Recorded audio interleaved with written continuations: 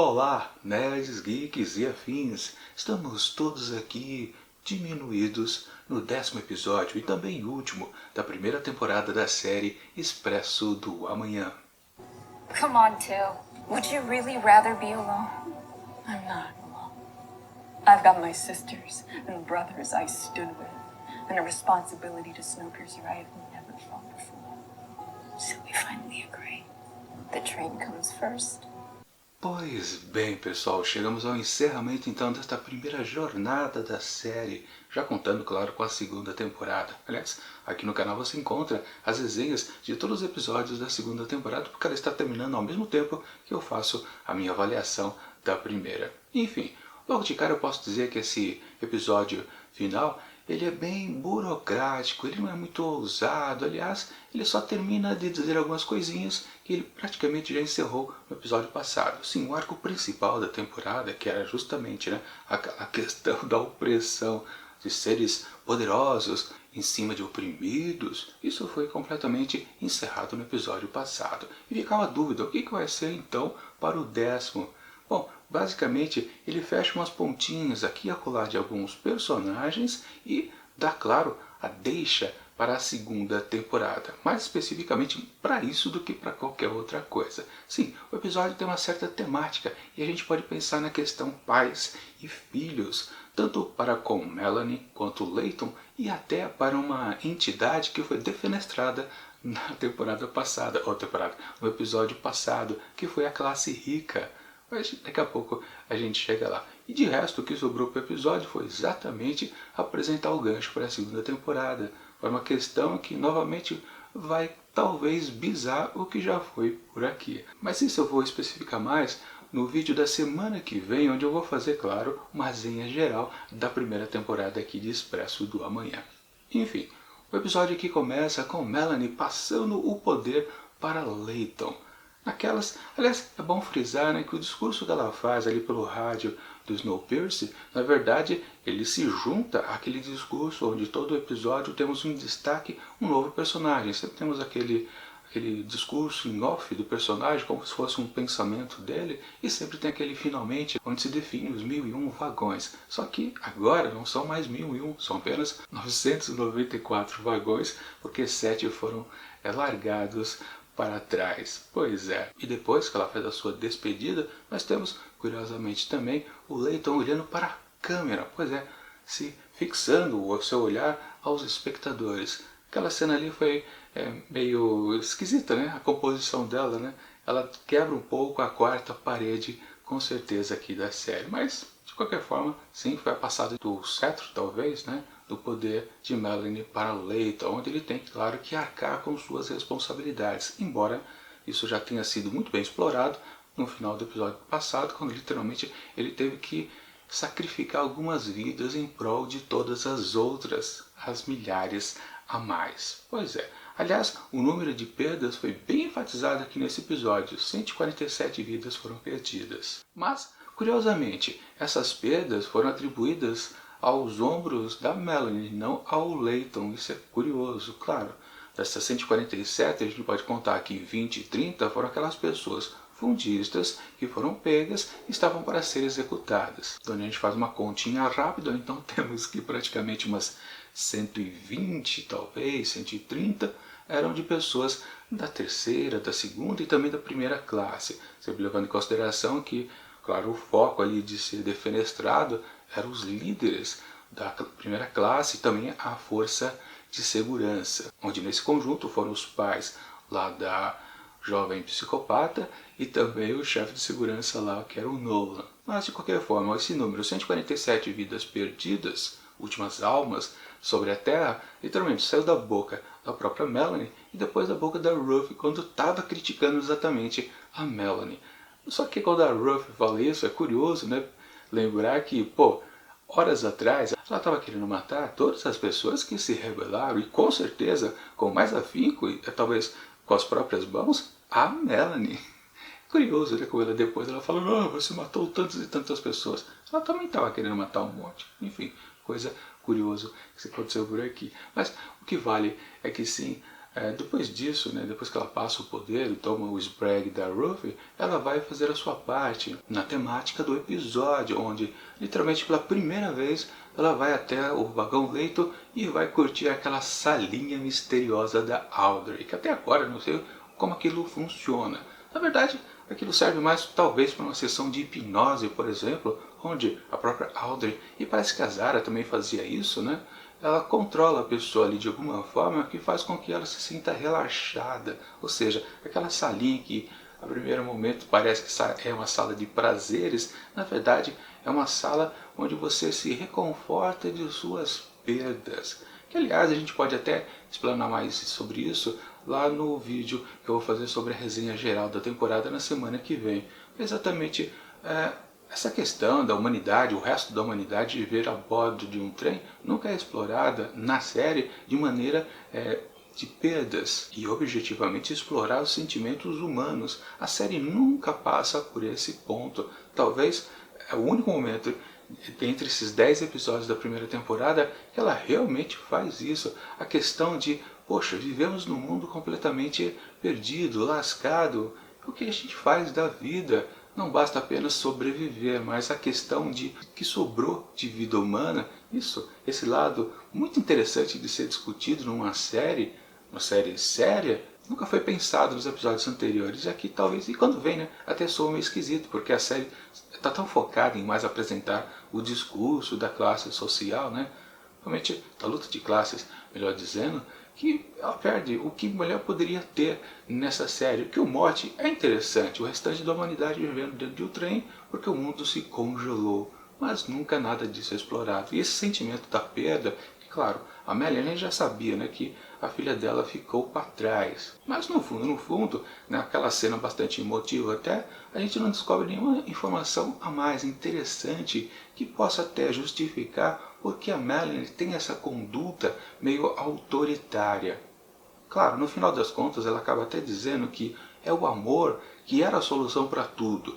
Ela se arrepende de ter sido a pessoa superpoderosa que fingiu ser uma pessoa mais ainda poderosa, mais totalitária, que era o próprio Sr. Will Ford.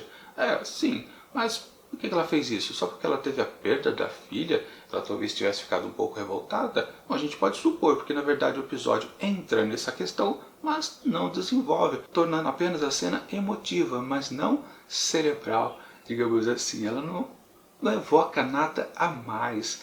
Uma coisa meio, talvez, que acabou perdendo uma oportunidade até de brilhar mais ainda o personagem. Ele ficou apenas, mudei de ideia, agora eu creio no amor. E isso a gente tem que levar em consideração, lembrando que a Melanie era uma personagem que se fazia de durona, mas ao mesmo tempo, quando a gente assistia ao seu comportamento ali no conforto da locomotiva, onde ela tirava sua roupinha lá de chefe da secretaria, percebíamos que ela era uma mulher normal, e tinha uma certa alegria, tinha o seu namoradinho ali, o bem à disposição, ou seja, era uma pessoa comum. Mas por que ela fingia ser uma ditadora? Nós nunca tivemos explicação. Teremos na segunda temporada? Não digo. Mas o que vale é que, no fundo, na primeira temporada, isso não foi explorado. Aliás, de uma maneira geral, todos os personagens da série não são muito bem desenvolvidos. Enfim, vamos falar então do Leighton nessa questão pais e filhos. Bom, ele acabou descobrindo no episódio passado que ele vai ser pai. E aqui ele curtiu a foto lá do feto dentro da barriga da Zara, da mamãe. E daí foi menos desenvolvido que na questão com a Melanie. Basicamente ele só falou que não sei se eu fico com ela, Zara, porque na verdade eu sou apaixonado pela Josie, mas não, ela morreu, então fica aquela questão. Sim, ele, na postura agora de pai, ele vai ter que ajudar a criar a criança quando ela nascer, mas não ficou lá muito desenvolvido, apenas na questão. Seja lá esse mundo que nós estamos construindo, vamos juntos criar esta cria. Basicamente ficou nisso. E o terceiro ponto que está relacionado com a temática de pais e filhos é justamente porque aquela louca daquela adolescente mimada, completamente psicopata, ela sobreviveu ao descarte lá dos revoltosos da primeira classe. Pois é, a LJ, ela está viva ainda, ela realmente não estava com mamãe e papai lá no vagão da escolinha que foi defenestrado. O vagão da escola, mas os outros 6 Pois é, quer dizer, né, sempre lembrando, né, foi ela que deu a ideia justamente para isso, né? Ou seja, ela ficou lá na sua cabine. E o que vale essa personagem na série? Eu já achei que ela foi forçada o tempo todo. Ela era, sim, a autora lá dos crimes, mas aquilo teve um peso para a série em si? Não, não teve. Aquilo só foi uma desculpa para aquele personagem, o Leighton, que é um protagonista, sair do seu ponto de origem e poder percorrer o trem inteiro e constituir a sua revolução. Basicamente foi isso, porque a história em si dos assassinatos só não serviu para nada. De aprofundar as questões também humanas, outro destaque é que a série cometeu. E findou que isso. Eles preservaram a personagem para quê? Não para, claro, se juntar à temática aqui deste 10º episódio. Não. Eles devem ter alguma ideia maravilhosa para utilizar essa personagem na segunda temporada. Porque senão ela deveria ter sido eliminada junto com os outros. Porque ela já se tornou inútil depois que se encerrou a questão lá do julgamento. Claro, teve aquela pegadinha que ela poderia trair todo mundo, se aliando ao Leighton, mas no fundo, e depois ela foi usada só para ser a personagem que descobre de fato que a Melanie era uma impostora. Não tem lá muita serventia, porque podia ser qualquer personagem para fazer isso. Por que exatamente ela? Não entendi por que preservaram a personagem. Enfim, tematicamente serviu aqui, mas também, não acrescentou mais nada. Assim, né? E agora parece que ela vai se unir ao Oz, que foi outro sujeito que ficou assim meio um renegado, né? Um outsider. Aliás, falando em renegar, a gente pode lembrar então da Jill, né? Que rompeu a sua relação com a Juju. Toda revoltada, né? Que, pô, como é que você nunca me contou, né? Que era a Melanie o tempo todo a vilã. Mas é assim que o barco tocava ali dentro daquele Snowpiercer, né? Até teve uma boa resposta da Juju para ela, né? Finalmente você está entendendo que o principal aqui é o trem, não as vidas individuais de todos os sobreviventes. Uma questão bastante interessante, uma boa jogada na cara dela. De qualquer forma, sim, a personagem da Jill é bem interessante. Basicamente a gente pode dizer que foi a única durante a primeira temporada que mudou, evoluiu para algum ponto diferente do que estava no começo, porque literalmente, né, ela deixou de ser uma pertencente à terceira classe ou à segunda classe, não, acho que ela é uma da terceira classe mesmo, né, e passou a ser uma fundista de coração, de pensamento, de engajamento político, principalmente, né? Mas fazer o quê? Não sei também o que ela vai fazer, a série, com essa personagem para o futuro. E falando em futuro, a gente já começa a pensar então na deixa para a segunda temporada, literalmente, que foi aqui. Mas antes eu acho que é melhor falar um pouco da Ruth também. Como eu comentei no episódio passado, ela se colocou numa posição ali contra a Melanie de maneira tão forte, aquela sensação de ter sido muito traída pela amiga ou suposta amiga. Na verdade, quem era amiga mesmo da Melanie era a Juju. A Ruth, digamos, era uma pessoa chata, suportável. Mas de qualquer forma, ela se sentiu realmente emputecida da vida quando foi traída pela Melanie. E nós tínhamos indício que ela poderia crescer aqui e se tornar, como eu comentei, como uma rainha louca na sua associação com o Nolan. Só que o chefe de segurança foi defenestrado também no episódio passado e a Ruth foi literalmente zerada. Só que aquele ranço que ela estava sentindo pela Melanie ainda permaneceu aqui nesse episódio, claro, até o finalzinho dele, quando justamente nós vamos descobrir, primeiro assim de uma maneira um pouco misteriosa, mas depois praticamente confirmado, né, que realmente o Will Forge estaria, sim, aí de carne e osso, em presença no final do episódio. Quer dizer, em presença não, mas é que ele está ali, agora realmente está, né? Não é um simulacro que a Melanie fazia. Mas antes de chegar a esse ponto, vamos comentar como é que tudo se procedeu. Primeiro, aquela questão da música que vinha lá pelo rádio, né, que foi utilizado no episódio passado, numa comunicação que até Melanie com Ben nem era lá muito necessária, para falar a verdade, mas de qualquer forma eles fizeram o preparo. Essa questão de preparar as coisas para não ficar uma coisa mágica acontecida, eu comento no episódio passado, né? Mas o que vale é que sim, existia música, mas aí a gente tem que destacar por aqui nesse episódio um comportamento meio bizarro do Ben. O Ben era do bem, não era do mal.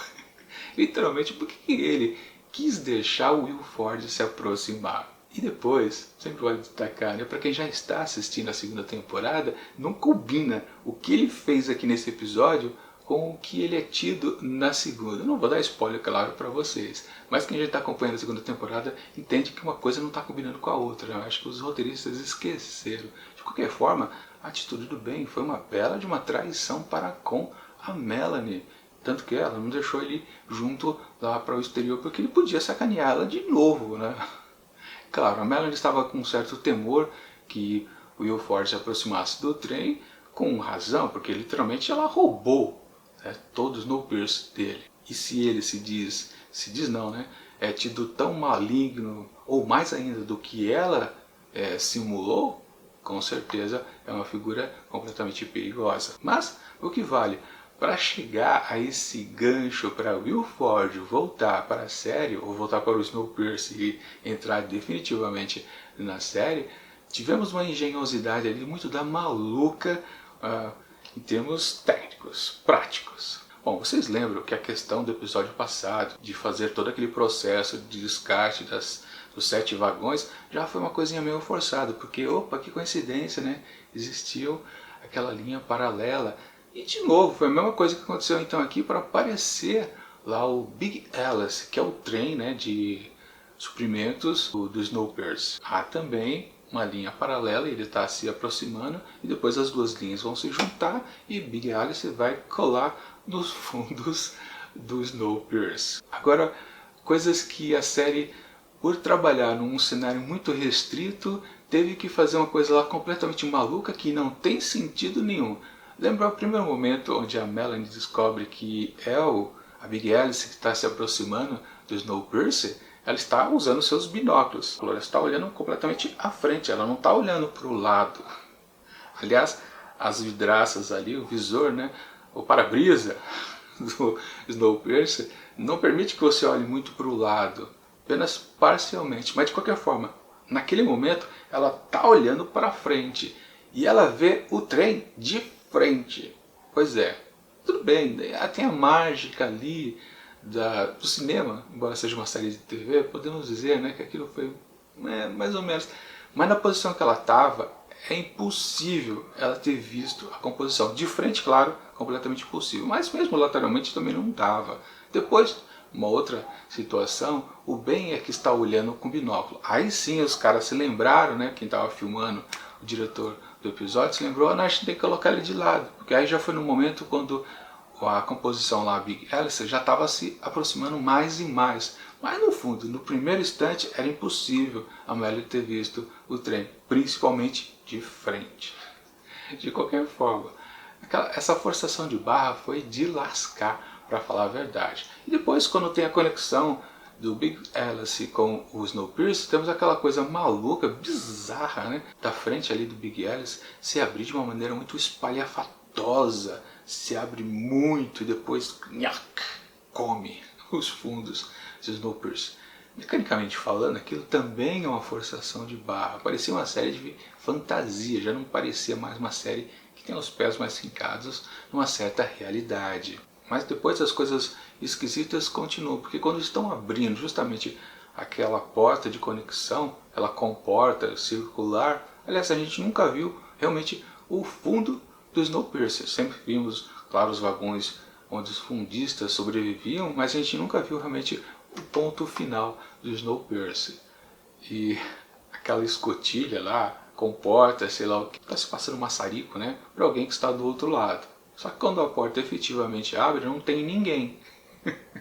Aquela outra personagem que aparece na série, ela está lá no fundo, quase um vagão de distância. Ou seja, realmente não tinha como aquilo se proceder. A pessoa que fez todo o recorte deveria estar presente ali, no cantinho, né? Quem sabe com um maçarico ainda na mão, né? Desligando, uma coisa parecida. Cena também forçada. Agora, falando em coisa forçada, aí sim, a atitude da Ruth. Ela fica completamente maravilhada, senhora Will Forte. Também ninguém dá para entender como é que ela tira isso, né? Só porque tem essa convulsão que está se aproximando. Como é que ela chegou à conclusão que era ele? Ok, o pessoal técnico que está lá na locomotiva, eles podem sim pensar que realmente possa ser ele, mas pode ser na verdade qualquer pessoa, qualquer um que pudesse controlar justamente esta composição, a Big Alice. Mas como a Ruth chega a essa conclusão, realmente, ó, uma pequena forçação de barra, mas condiz então com a personagem, que tira toda aquela ira que ela tinha para com Melanie e transforma, né, numa emoção de querer reencontrar o seu líder, né, seu quase líder espiritual. Tanto que ela despiroca, né, quando lá naquele momento, já lá no fundão do trem, ela saca uma arma para todo mundo. Para você ver como realmente a personagem dela poderia muito bem ser mais explorada, porque ela também é uma pá virada, ela é completamente maluca. Eu estou dizendo isso também levando em consideração o que aconteceu não só aqui nesse episódio, ou nos dois últimos, onde ela realmente se sentiu muito traída, mas é que ela sempre foi uma personagem assim da esquisita. Por exemplo, aqui nesse episódio ela voltou a usar o seu casaco de pele. Por que ela sempre usava o casaco de pele quando ela ia fazer as punições de arrancar o braço? Por que ela fazia isso? A série nunca explorou. Isso que eu digo, a série sempre teve bons momentos para se mostrar sensacional, de explorar as nuances de cada personagem, mas não o fez. Por que ela usa aquela pele? Nunca saberemos, provavelmente. Mas enfim, quando eu assisti lá no ano passado, eu fiquei realmente tenso nesse momento. Caramba, o que vai sair daquela porta? E quando apenas surge uma garotinha, sei lá, garotinha não, né? Tem lá seus entre 15 e 20 anos talvez, né? Não sei direito quantos anos a personagem tem, né? Eu falei, ué, não é o cara? É uma garota? Uma mensageira? Que isso? Aí depois revela que é a filha da Melanie. Claro, eu não lembro se eu saquei que era que pudesse ser ela. Não, acho que eu não vi ela de fato, que eu falei, deve ser a filha da Melanie. Justamente, né? Porque a temática do episódio era pais e filhos. Podia ser ela realmente. Assim, eu não falei da Melanie, né? Bom, a Melanie foi lá pro lado de fora tentar resolver o problema, fazer uma desconexão para que o Will Forte não tomasse o controle totalmente do trem. Só que quando o trem, Big Alice e o Snowpiercer param efetivamente, ela despenca lá de cima e cai na neve fofinha. E ela literalmente só volta à cena quando justamente sua filha pergunta: onde está a minha mãe? Então, ela é mostrada lá fora e vemos que ela está caminhando para a composição e a série acaba, ou a primeira temporada acaba naquele clima de suspense. Tudo parado e todo mundo sabe, né? Quando o trem para, só tem lá os 10, 13 minutos antes que todo mundo comece a congelar. Bom, pelo menos essa cena final serviu de referência pra gente do tamanho exato de o que é o Snowpiercer, a sua dimensão, porque ele realmente é alto pra dedéu. E de novo, vendo por fora, ele não se parece com o que a gente vê por dentro. Pois é, por dentro o cenário que a gente vê parece muito menor do que aparenta por fora. Realmente não está lá com muito sentido as dimensões de Snowpiercer durante toda a primeira temporada. Será que eles conseguem corrigir isso na segunda? Acho que não, né? Mas tudo bem. Enfim, um episódio mediano, apenas que serve de gancho para a segunda temporada, e ficou nisso realmente. Não foi nada assim de tirar o fôlego, claro. Quando eu assisti a primeira vez, eu fiquei, caramba, eu fiquei realmente querendo assistir a segunda temporada, e é por isso que eu estou realmente assistindo a ela nesse ano, e ainda estou com curiosidade para com a série, porque no fundo não é lá grande coisa, mas o gancho foi interessante. O que é que o verdadeiro Will Forge pode fazer ali com aquela micro sociedade? Coisa boa ou coisa ruim? Não sabemos, temos que conferir na segunda temporada. É um bom gancho, funcionou. O gancho de fato em si, não como chegou a ele, mas o gancho de fato foi muito interessante, foi a melhor coisa do episódio, para falar a verdade. Assim como também a presença da filha da Melanie e não o próprio Will Forge ali na comporta. Porque de resto foi só realmente fechar alguns pontinhos soltos e ficou por isso mesmo. Nada muito brilhante, tudo mediano, tudo muito sem sal. Portanto, para esse 10º episódio e último da primeira temporada de Expresso do Amanhã, eu atribuo apenas 3,5 asteriscos, que fazendo a correção de nota vira 2,5. Pois é, apenas um episódio mediano. É isso.